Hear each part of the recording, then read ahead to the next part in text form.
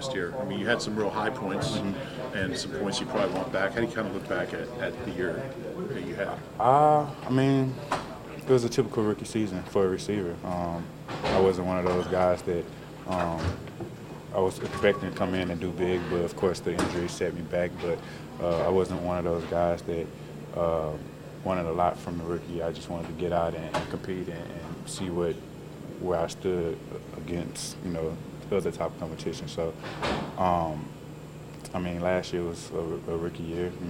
Some high points, some low points, but overall, I think it was room for improvement, and that's what my main focus was coming into this year, is improve on what I messed up on last year and just hone in on everything and get better each and every day.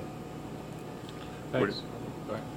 Where do you feel like you made the most improvement, or is that something that is going to take time to?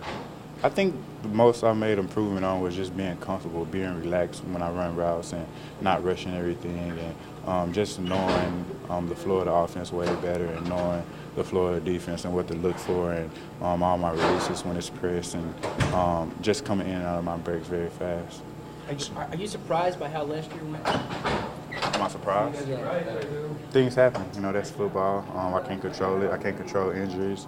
All I can do is build on it and move forward.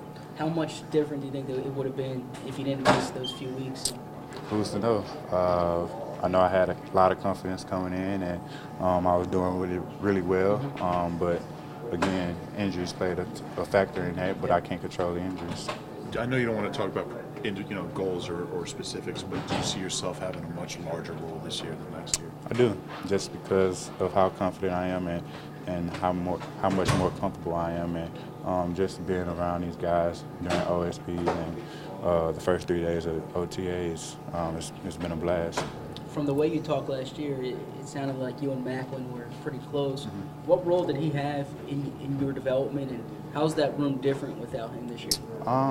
He had a huge role on my development throughout the whole season last year, and especially with me coming back from the injury, because he dealt with the same things. And,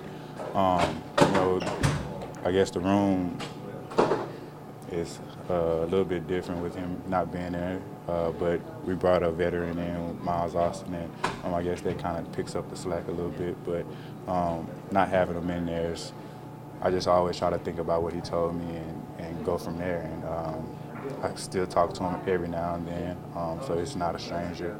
And he continue to give me pointers, even way in Kansas City. So I'm just taking those pointers and running with them.